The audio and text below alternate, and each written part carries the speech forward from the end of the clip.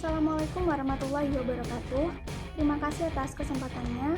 Perkenalkan, nama saya Dinda Maya Pramesti dengan NIM 2019-310006. Assalamualaikum warahmatullahi wabarakatuh. Terima kasih atas kesempatannya. Perkenalkan, nama saya Nazila Rospalevi dengan NIM 2019-310057. Atas kesempatannya, perkenalkan saya Siti Raizani Firdaus dengan NIM 2019-310090. Terima kasih atas kesempatannya. Perkenalkan, nama saya Olga Percilia dengan NIM 2019-310080. Baik, atas kesempatannya perkenalkan, nama saya Adila Safira dengan NIM 2019-310084. Perkenalkan, nama saya Dewi Kartika dengan NIM 2019-310071. Baik, terima kasih atas kesempatannya. Perkenalkan, nama saya Fareza Pernadia dengan NIM 2019-310098. Terima kasih atas kesempatannya. Perkenalkan, nama saya Linda Dirahmawati dengan NIM 2019-310077. Baik, di sini saya akan menjelaskan tentang pengambilan keputusan jangka pendek. Pengambilan keputusan jangka pendek terdiri dari memilih di antara alternatif dengan tujuan langsung atau terbatas. Keputusan jangka pendek terkadang disebut sebagai keputusan taktis karena melibatkan pemilihan antara alternatif dengan kerangka waktu yang singkat atau terbatas. Model pengambilan keputusan ini dapat dilakukan dengan beberapa langkah.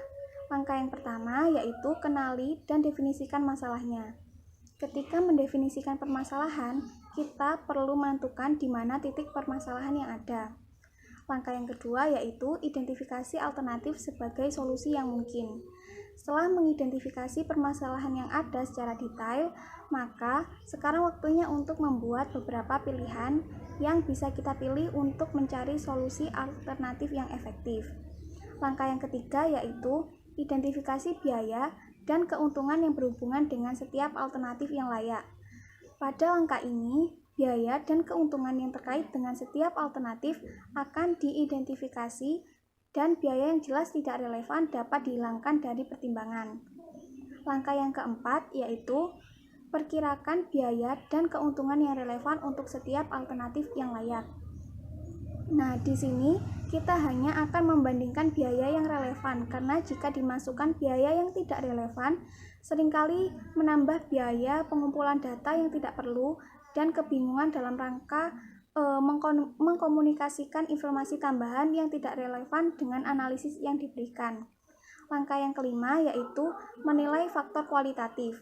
Meskipun biaya dan pendapatan yang terkait dengan alternatif itu penting, perusahaan tidak akan menceritakan keseluruhan permasalahan. Faktor kualitatif dapat secara signifikan mempengaruhi keputusan manajer. Nah, salah satu contoh faktor kualitatif di sini yaitu tekanan politik. Dan langkah yang terakhir yaitu buat keputusan.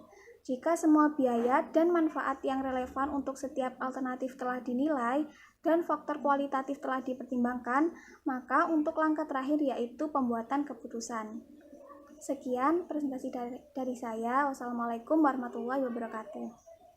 Baik, di sini saya akan melanjutkan presentasi dari rekan saya. Di sini saya akan membahas tentang definisi biaya relevan. Biaya relevan adalah biaya yang akan terjadi di masa yang akan datang yang sedang dipertimbangkan di dalam suatu keputusan. Semua keputusan yang tertunda terkait dengan masa depan hanya biaya masa depan yang relevan yang dapat dijadikan sebagai pengambilan keputusan. Namun, agar relevan, biaya juga tidak harus menjadi biaya masa depan, tetapi harus berbeda dari satu alternatif ke alternatif lainnya. Manfaat dari biaya relevan, misalnya perbedaan pendapatan di masa depan. Jika manfaat masa depan yang berbeda di antara berbagai alternatif, maka manfaat itu relevan dan harus dimasukkan ke dalam analisis. Kemampuan untuk mengidentifikasi biaya dalam pendapatan yang relevan dan tidak relevan yaitu dengan cara keterampilan dalam pengambilan keputusan. Itu sangat penting sekali dalam mengambil sebuah keputusan. Yang kedua yaitu perilaku biaya dan biaya yang relevan. Sebagian besar keputusan jangka pendek memerlukan pertimbangan ekstensif tentang perilaku biaya, bahwa perubahan dalam penawaran dan permintaan sumber daya harus dipertimbangkan saat menilai relevansi. Jika perubahan dalam permintaan dan penawaran sumber daya di seluruh alternatif membawa perubahan dalam pengeluaran sumber daya adalah biaya relevan yang harus digunakan dalam menilai keinginan relatif dari dua relatif. Misalnya, sumber daya yang fleksibel dapat dengan mudah kita beli dalam jumlah yang dibutuhkan pada saat digunakan. Misalnya, listrik. Listrik yang digunakan untuk menyalakan kompor untuk merubah sebuah jeli. Produksi jeli adalah sumber daya yang dapat diperoleh dan digunakan sesuai kebutuhan. Jadi, jika produsen jeli ingin meningkatkan produksi jeli, listrik yang digunakan akan meningkat untuk memenuhi permintaan dari konsumennya. Jenis sumber daya seperti ini bisa disebut sebagai biaya variabel yang ketat. Selanjutnya akan dijelaskan oleh rekan saya.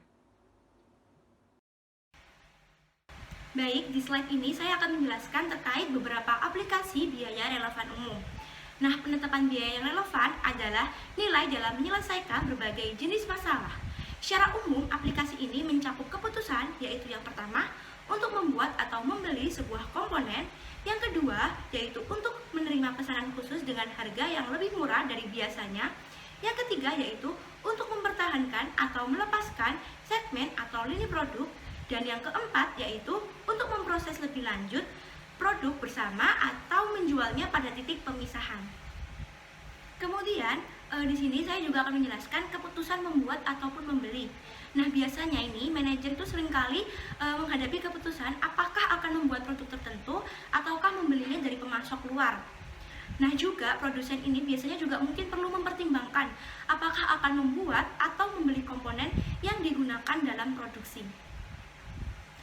Kemudian, di slide ini ada contoh soal dari keputusan membuat ataupun membeli, yaitu Swayze Manufacturing saat ini memproduksi komponen elektronik yang digunakan di salah satu printernya.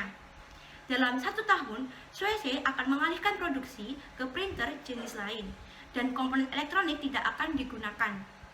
Namun, untuk 1 tahun mendatang, Swayze harus memproduksi 10.000 suku cadang ini untuk mendukung kebutuhan printer lama. Pemasok telah menawarkan Swayze tentang komponen tersebut. Pemasok akan membuat komponen elektronik sesuai spesifikasi Swayze dengan harga $4,75 per unitnya. Swayze Manufacturing ini perlu menentukan apakah akan lebih murah membuat 10.000 unit komponen ataukah membelinya dari pemasok luar seharga $4,75 per unitnya masing-masing. Informasi biaya produksi internal sebagai berikut. Di slide ini ada berupa tabel yang sudah diketahui, yaitu manajerial langsung memiliki total biaya sebesar $10.000 dan juga biaya satuannya sebesar $1 dan juga tenaga kerja langsung sebesar $20.000 dan juga biaya satuannya sebesar $2 dan overhead variable sebesar $8.000 untuk total biayanya dan juga untuk biaya satuannya sebesar $0,8. Kemudian biaya overhead tetap total biayanya sebesar $44.000 dan juga biaya satuannya sebesar $4,4. Sehingga total dari total biaya sendiri yaitu sebesar $82.000 dan juga total dari biaya satuannya sebesar $8,2. Nah, kemudian bagaimana sih keputusan Swayze ini manufacturing membuat atau membeli sebuah komponen? Soal pertama yaitu apa saja alternatif untuk Swayze Manufacturing. Di bab ini ada 2 alternatif, yaitu membuat komponen sendiri ataukah membeli secara eksternal. Kemudian untuk soal yang nomor 2 yaitu buatlah daftar biaya yang relevan untuk produksi internal dan pembelian eksternal. Sebelumnya saya jelaskan terlebih dahulu bahwa biaya yang relevan untuk membuat komponen mencakup bahan baku langsung, tenaga kerja langsung, dan biaya overhead variable. Sedangkan biaya yang relevan untuk membeli sebuah komponen secara eksternal termasuk harga beli.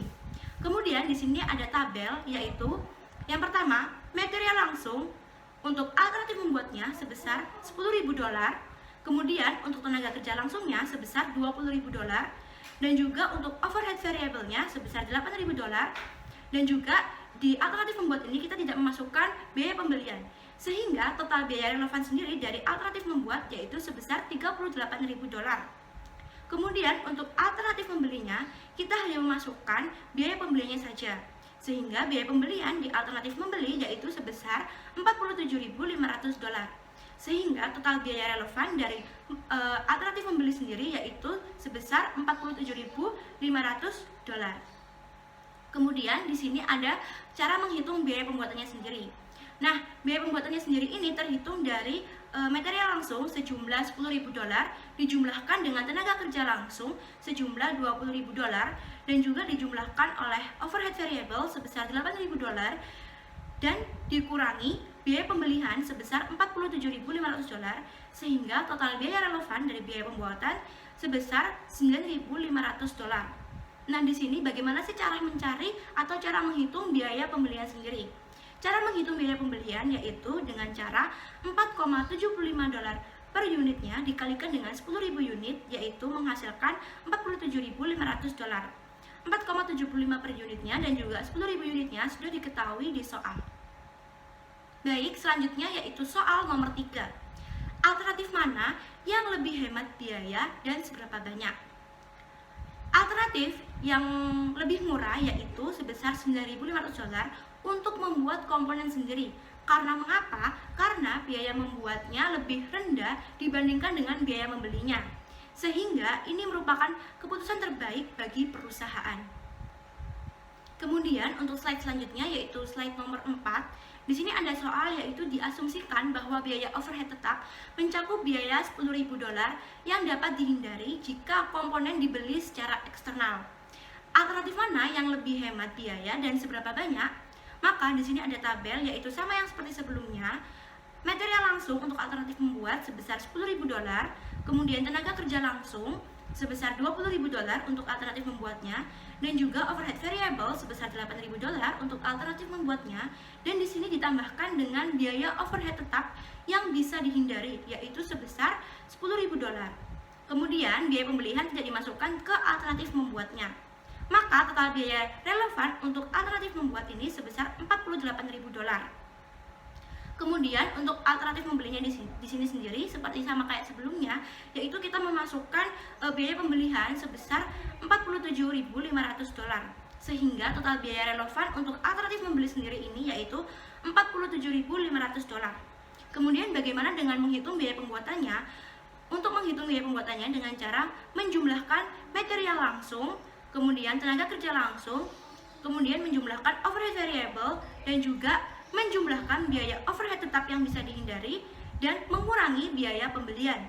Sehingga total biaya pembuatannya sendiri yaitu sebesar $500. Nah, dapat disimpulkan di sini yaitu lebih murah $500 untuk membeli secara komponen.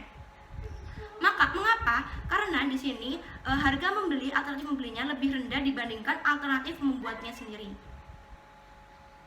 Baik, sehingga dari keempat soal yang sudah saya jelaskan tadi dapat disimpulkan bahwa yang pertama yaitu biaya overhead tetap tidak relevan dan membuat produk lebih murah sejumlah $9.500 daripada membelinya. Yang kedua yaitu pada nomor 4 bagian dari biaya overhead tetap ini dapat dihindari. Kemudian yang ketiga yaitu kondisi ini berarti bahwa membeli komponen secara eksternal akan menghemat biaya tetap sebesar $10.000, yaitu di mana SUAC ini dapat menghindari biaya overhead tetap sebesar $10.000 jika membeli komponen tersebut. Sehingga biaya tetap sebesar $10.000 ini adalah relevan. Maksudnya yaitu biaya ini biaya masa depan dan berbeda di antara dua alternatif, dan tawaran pemasok harus diterima lebih murah $500 untuk membeli komponen tersebut. Baik, di sini saya akan menjelaskan keputusan pesanan khusus. Dari waktu ke waktu, perusahaan dapat mempertimbangkan untuk menawarkan produk atau layanan dengan harga yang berbeda dari harga biasanya. Harga dapat bervariasi untuk pelanggan di pasaran yang sama, dan perusahaan seringkali memiliki kesempatan untuk mempertimbangkan pesanan khusus dari pelanggan potensial di pasaran yang biasanya tidak dilayani. Baik, di sini saya akan menjelaskan bagian contoh soal keputusan pesanan khusus. Perusahaan Litnis telah didekati oleh pelanggan baru dengan tawaran untuk membeli 20.000 unit modal TR8 dengan harga 9 US dollar masing-masing. Pelanggan baru secara geografis terpisah dari pelanggan lain perusahaan dan penjualan yang tidak akan terpengaruh. Perusahaan Litnis biasanya memproduksi 100.000 unit TR8 per tahun, tetapi hanya berencana untuk memproduksi dan menjual 75 di tahun mendatang. Harga jual normal adalah 14 US dollar per unit. Informasi unit cost untuk aktivitas normal adalah sebagai berikut. Telah diketahui bahan baku langsung seharga 3 US dollar, tenaga kerja langsung seharga 2,8 US dollar. Biaya overhead variabel seharga 1,5 US dollar. Biaya overhead tetap seharga 2 US dollar. Totalnya adalah 9,3 US dollar. Overhead tetap tidak akan terpengaruhi oleh diterima atau tidaknya pesanan khusus. Pertanyaan pertama, berapa biaya dan keuntungan yang relevan dari kedua alternatif tersebut? Menerima atau menolak pesanan khusus? Biaya dan keuntungannya relevan dari menerima pesanan khusus termasuk harga jual 9 US dollar, bahan baku langsung, tenaga kerja langsung, biaya overhead variabel, tidak ada biaya atau keuntungan yang relevan yang melekat pada penolakan pesanan. Pertanyaan kedua adalah seberapa besar pendapatan operasional akan meningkat atau menurun jika pesanan diterima. Diketahui pada waktu menerima seharga 9 US dollar, untuk menolaknya 0, diferensial manfaat untuk diterima adalah 9 US dollar. Bahan baku langsung dikurangi 3 US dollar. Untuk menolaknya, diferensial manfaat untuk diterima adalah 3 US dollar. Tenaga kerja langsung dikurangi 2,8 US dollar, menolaknya adalah 0. Diferensial manfaat untuk diterima seharga 2,8 US dollar. Biaya overhead variabel seharga pada waktu diterima adalah 1,5. Untuk menolaknya 0. Diferensial manfaat untuk diterima seharga 1,5 US dollar. Peningkatan pendapatan operasional seharga 1,7 US dollar untuk menerimanya dan menolaknya adalah 0. Diferensial manfaat untuk diterima seharga 1,7 US dollar. Pendapatan operasional akan meningkat seharga 34.000. Dari nilai tersebut berasal dari 1,7 US dollar dikali 20.000 unit jika pesanan khusus diterima. Di sini saya akan menjelaskan mengenai keputusan pertahankan atau jatuhkan. Seringkali seorang manajer perlu menentukan apakah sebuah segmen seperti lini produk harus disimpan atau dihilangkan. Keputusan simpan atau jatuhkan bisa berskala relatif kecil, contohnya seperti kapan perusahaan Nike memutuskan apakah harus dilakukan dengan lini pakaian atau peralatan tertentu yang disponsori oleh selebriti dan atlet. Di sisi lain, keputusan ini bisa berskala sangat besar. Contohnya seperti kapan perusahaan Ford Motor memikirkan penjualan lini produk mewah, yaitu Jaguar dan Land Rover.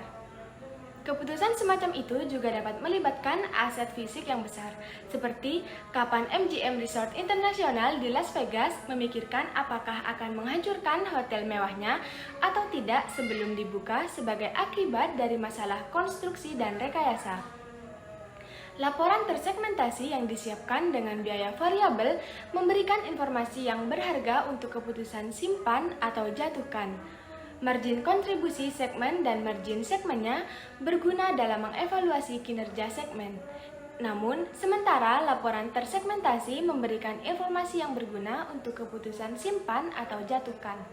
Biaya yang relevan menjelaskan bagaimana informasi harus digunakan untuk sampai kepada keputusan.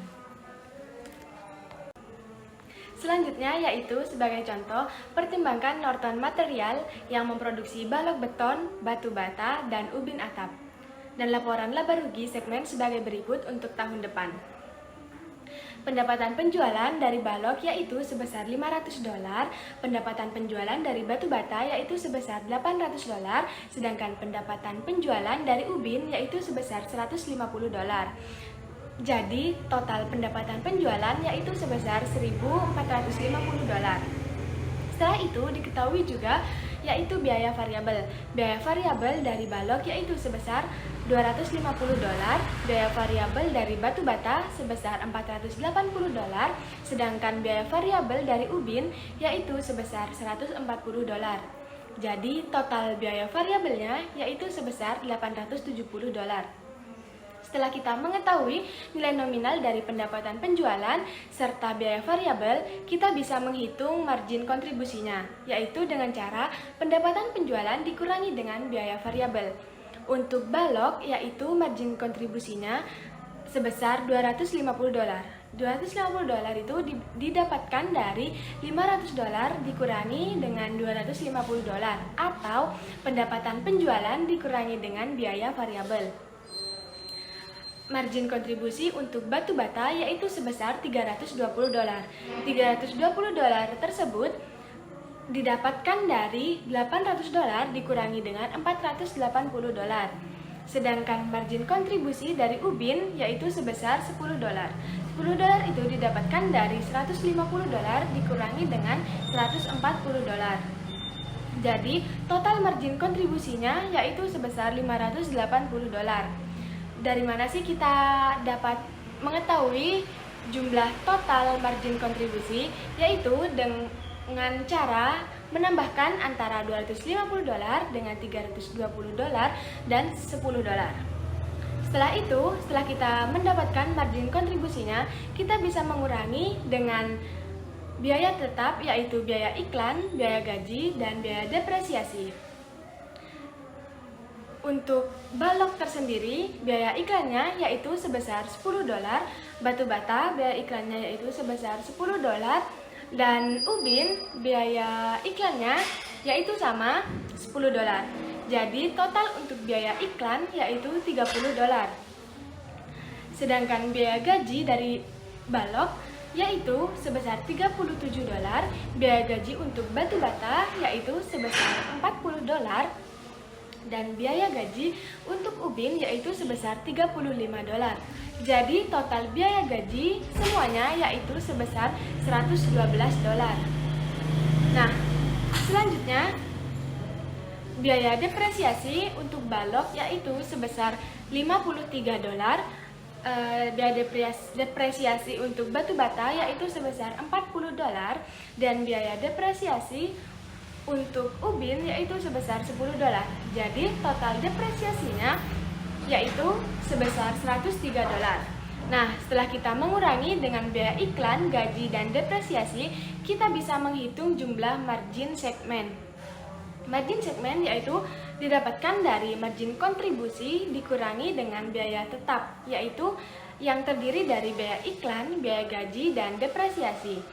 Jadi untuk balok, margin segmennya yaitu sebesar $150. $150 itu didapatkan dari $250 dikurangi dengan $10, dikurangi dengan $37, dan dikurangi dengan $53. Sedangkan margin segmen untuk batu bata yaitu sebesar $230. Didapatkan dari $320 dikurangi dengan $10, dikurangi dengan $40, dan dikurangi lagi dengan $40, dan dihasilkan yaitu sebesar $230.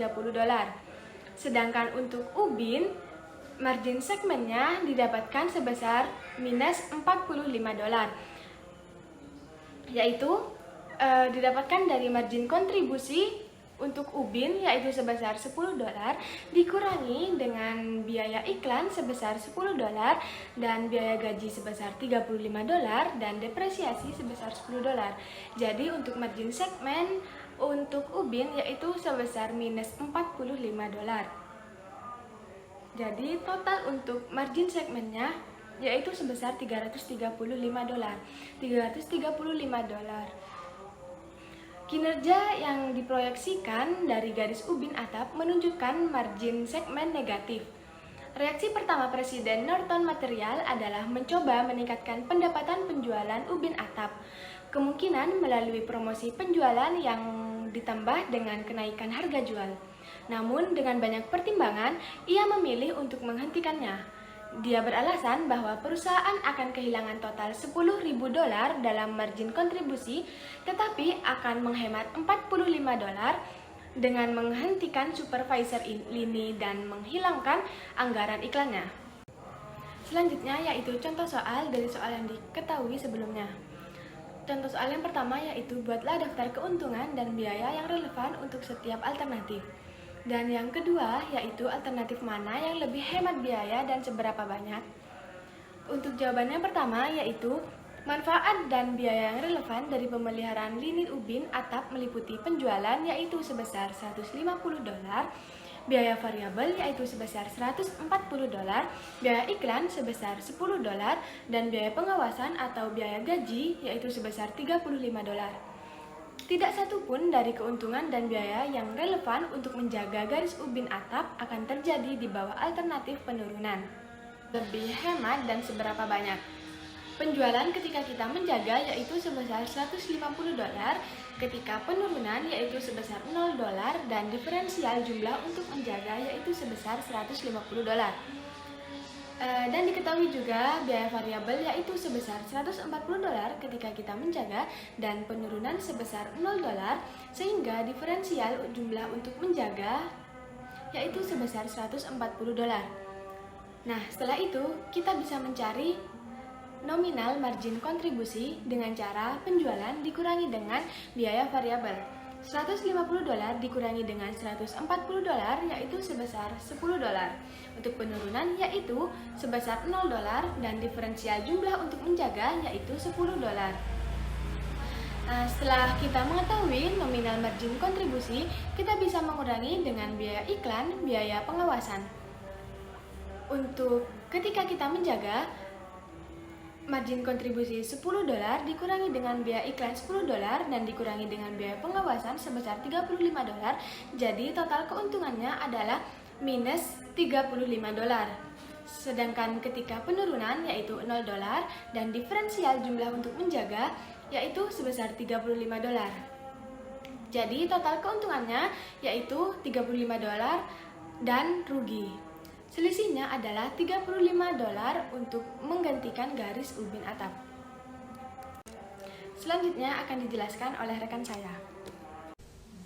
Pemrosesan lebih lanjut produk gabungan. Produk gabungan memiliki proses dan biaya produksi yang sama hingga titik pemisah. Pada titik itu, mereka dapat dibedakan sebagai produk yang dapat diidentifikasi secara terpisah. Misalnya seperti mineral tertentu, tembaga dan emas dapat ditemukan di biji tertentu. Biji harus ditimbang, dihancurkan, dan diolah sebelum tambang dan emas dipisahkan. Titik pemisah disebut titik perpecahan. Biaya penambangan, penghancuran, dan perawatan umum untuk kedua produk, dan oleh karena itu timbul terlepas dari apakah biji tersebut dijual di titik pemisah atau diolah lebih lanjut menjadi tembaga, emas, dan zat lain yang ada di biji tersebut. Akibatnya, biaya gabungan tidak relevan dengan keputusan apakah akan menjual pada titik pemisah atau untuk diproses lebih lanjut. Banyak produk gabungan dijual di titik pemisah, namun terkadang menguntungkan untuk memproses produk lebih bersama lebih jauh di luar titik pemisah sebelum menjualnya. Sebuah jual atau proses keputusan lebih lanjut adalah keputusan penting yang relevan yang harus dibuat oleh manajer. Dari proses keputusan dia lebih lanjut di pertimbangan Appleton Corporation, perkebunan perusahaan besar yang berspesialis dalam menanam apel. Setiap plot apel menghasilkan kurang lebih 1 ton apel. Pohon di setiap plot harus disemprot, dipupuk, dan disiram dan dipangkas saat apel matang. Pekerjaan disewa untuk memetik apel, kemudian diangkut menuju ke gudang, dan di mana mereka dicuci dan disortir.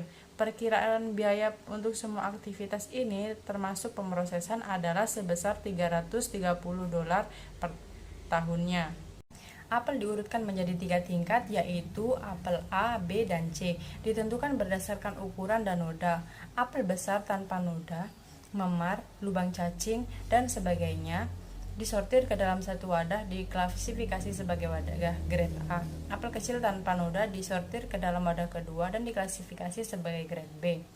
Semua apel yang tersisa ditempatkan ke wadah ketiga tempat sampah dan diklasifikasi sebagai grade C. Setiap ton apel menghasilkan 800 ton apel grade A, 600 pon grade B, dan 600 pon grade C. Apel grade A dijual ke supermarket besar dengan harga sebesar $0,40 per pon. Apel kelas B dikemas dalam kantung seberat 5 pon dan dijual ke supermarket dengan harga sebesar $1,30 per kantong.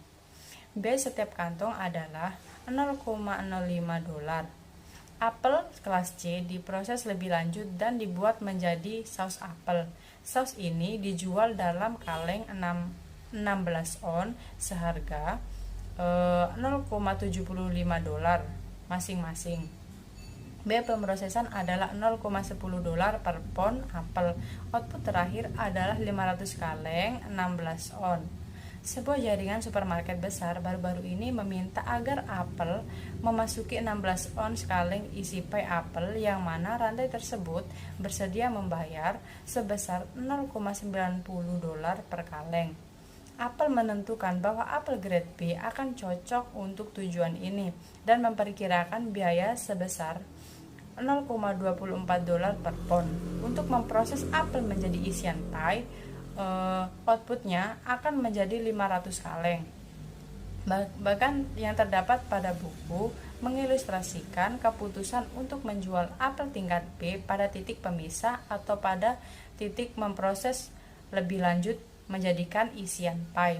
Dalam memutuskan apakah akan menjual apel grade B dengan harga terpisah atau memproses lebih lanjut dan menjualnya sebagai isian pie, biaya umum untuk penyemprotan dan pemangkasan dan sebagainya tidak relevan, dan perusahaan harus membayar sebesar $300 per pon untuk aktivitas ini, terlepas dari diproses secara lebih lanjut atau tidak. Pendapat yang didapatkan pada pemrosesan lebih lanjut pada proses gabungan pemisahan kemungkinan akan berbeda dari pendapatan yang akan diterima jika apel grade diproses lebih lanjut dan dijual sebagai isian pie. Oleh karena itu, pendapatan merupakan pertimbangan yang relevan. Demikian pula, memprosesnya hanya terjadi jika proses lebih lanjut secara berlangsung. Menyusun keputusan jual atau proses lebih lanjut. Mengapa? Karena biaya gabungan terjadi sebelum titik pemisah. Biaya tersebut adalah biaya hangus dalam menentukan apakah akan menjual produk atau pada saat pemisah atau pada saat lebih lanjut. Hanya nilai penjual yang memisah pada biaya pemrosesan lebih lanjut dan penjualan akhirnya yang relevan dengan keputusan ini. Contoh soal, Apple Time menumbuhkan apel dan kemudian mengurutkan menjadi salah satu dari 3 kelas, yaitu kelas A, B, dan C. Berdasarkan kondisinya, Apple Time harus memutuskan apakah akan menjual apel grade B secara terpisah atau mengolahnya menjadi isian pie apel. Perusahaan biasanya menjual apel grade B dalam kantung seberat 120 pon dengan harga unit $1,25. Jika apel diolah menjadi pie filler, hasilnya adalah 500 kaleng isi dengan tambahan biaya $0,24 per kaleng. Pembelian akan membayar sebesar $0,90 per kaleng. Yang dibutuhkan yang pertama, berapa kontribusi pendapatan dari penjualan apel grade B dalam kantong 5 pon, yaitu pendapatan apel dari tas sama dengan $1,25 dikali 120 sama dengan $150. Yang kedua, berapa kontribusi pendapatan dari pengelolaan apel grade B menjadi isian pie dari pendapatan pengelolaan lebih lanjut, yaitu $0,90 dikali 500 sama dengan $450, di mana biaya pemrosesan lebih lanjut $0,24 dikali 500 sama dengan $120 dengan pendapatan dari pemrosesan lebih lanjut yaitu sebesar $450 dikurang $120 sama dengan $330. Yang ketiga, haruskah Apple Time menjual apel tingkat B dalam kantung atau memproses lebih lanjut menjadi isian pie? Yaitu Apple Time harus memproses apel grade B menjadi isian pie karena perusahaan akan menghasilkan $330 versus $150 dengan menjual apel dalam kantung. Baik, di sini saya akan menjelaskan keputusan campuran produk. Sebagian besar waktu organisasi memiliki fleksibilitas yang luas dalam memilih bauran produk mereka. Campuran produk mengacu pada jumlah relatif dari setiap produk yang diproduksi atau layanan yang disediakan oleh sebuah perusahaan. Keputusan tentang bauran produk dapat berdampak signifikan pada profitabilitas organisasi. Setiap campuran memiliki suatu alternatif yang disertai dengan tingkat keuntungan yang terkait. Seorang manajer harus memilih alternatif yang memaksimalkan keuntungan total, karena biaya tetap tidak berbeda dengan tingkat aktivitas. Total biaya tetap suatu perusahaan akan sama untuk semua campuran dan oleh karena itu tidak relevan dengan keputusan tersebut. Oleh karena itu perlu dipilih alternatif yang dapat memaksimalkan kontribusi total. Saya akan menjelaskan beberapa sumber daya yang dibatasi. Kehadiran hanya satu sumber daya yang dibatasi mungkin tidak realistis. Organisasi sering menghadapi banyak kendala, keterbatasan bahan mentah, keterbatasan tenaga kerja terampil, permintaan terbatas untuk setiap produk, dan sebagainya. Solusi dari masalah bauran produk dengan adanya beberapa batasan yang jauh lebih rumit dan membutuhkan penggunaan teknik matematika khusus yang dikenal sebagai programan linier yang dicadangkan untuk kursus manajemen biaya lanjutan. Baik, di sini saya akan menjelaskan tentang penggunaan biaya dalam keputusan harga. Salah satu keputusan yang lebih sulit yang dihadapi oleh perusahaan adalah penetapan harga. Bagian ini membahas dampak biaya pada harga dan peran akuntan dalam mengumpulkan informasi yang dibutuhkan. Yang pertama adalah penetapan harga berbasis biaya. Pengertian dari permintaan adalah salah satu sisi dari persamaan harga pasokan adalah sisi lain. Karena pendapatan harus menutupi semua biaya bagi perusahaan untuk menghasilkan laba, sehingga banyak perusahaan memulai dengan biaya untuk menentukan harga. Biasanya ada basis biaya dan markup. Arti dari markup itu sendiri adalah persentase yang diterapkan pada biaya dasar dan dihitung sebagai berikut. Harga menggunakan markup sama dengan harga per unit ditambah harga per unit dikalikan persentase markup. Jadi di sini saya akan menjelaskan tentang contoh soal cara menghitung harga dengan menerapkan persentase markup ke biaya. Misalnya, perusahaan Elvin merakit dan memasang komputer sesuai spesifikasi pelanggan. Elvin memutuskan untuk memberi harga pekerjaannya dengan biaya bahan langsung dan tenaga kerja langsung ditambah 20%. Pekerjaannya itu untuk sekolah kejuruan teknis lokal yang termasuk ke dalam biaya-biaya sebagai berikut. Yang pertama, biaya langsung sebesar $65.000. Yang kedua, biaya tenaga kerja langsung sebesar $4.000. Hitung harga yang dibebankan oleh perusahaan Elvin ke sekolah kejuruan teknik. Total biaya $65.000 ditambah $4.000 sama dengan $69.000. Harga sama dengan total biaya ditambah persentase markup dikalikan total biaya. Jadinya $69.000 ditambah 20% dikalikan $69.000. $69.000 ditambah 20% dikalikan $69.000 sebesar $13.800. Jadinya $69.000 ditambah $13.800 totalnya adalah $82.800. Bahwa markup 20% bukanlah keuntungan murni. Sebaliknya, ini termasuk ke dalam biaya lain yang tidak ditentukan, seperti biaya overhead serta biaya pemasaran dan administrasi. Sehingga persentase markup dapat dihitung menggunakan berbagai basis. Pembahasan yang kedua adalah target costing dan pricing.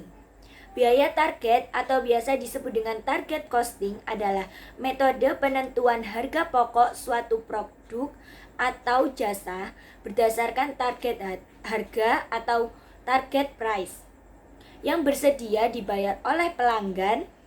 Bagian pemasaran menentukan karakteristik dan harga suatu produk yang paling tepat diterima oleh konsumen. Jadi adapun rumus dari target costing adalah target cost sama dengan target price dikurangi keuntungan yang diinginkan. Di sini saya akan menjelaskan tentang contoh soal mengenai menghitung target cost. Misalnya, Dictime memproduksi jam tangan dan sedang merancang model jam tangan baru yang menggabungkan PDA atau asisten digital pribadi yang diharapkan Dictime akan dilihat oleh konsumen sebagai fitur desain yang keren dan berharga. Dengan demikian, jam tangan PDA baru memiliki target harga $200. Manajemen membutuhkan 15% keuntungan dari pendapatan produk baru. Yang pertama adalah hitung besar keuntungan yang diinginkan. Pertanyaan yang kedua adalah hitung biaya target atau target cost. Jadi caranya adalah keuntungan yang diinginkan sama dengan 15% dikalikan target harga. 15% adalah 0,15 dikalikan $200. Jadinya totalnya $30. Pertanyaan yang kedua adalah target biaya atau target cost sama dengan target harga dikurangi keuntungan yang diinginkan. $200 dikurangi $30 adalah $170. Penetapan biaya target melibatkan lebih banyak pekerjaan secara langsung daripada penetapan harga berbasis biaya. Jika Dictime tidak dapat membuat jam tangan seharga $170, maka para insinyur dan desainer harus kembali ke pekerjaannya dan harus menemukan cara untuk menyelesaikannya sesuai anggaran. Namun, jangan lupakan pekerjaan tambahan yang harus dilakukan jika harga berbasis biaya ternyata lebih tinggi dari yang diterima oleh pelanggan.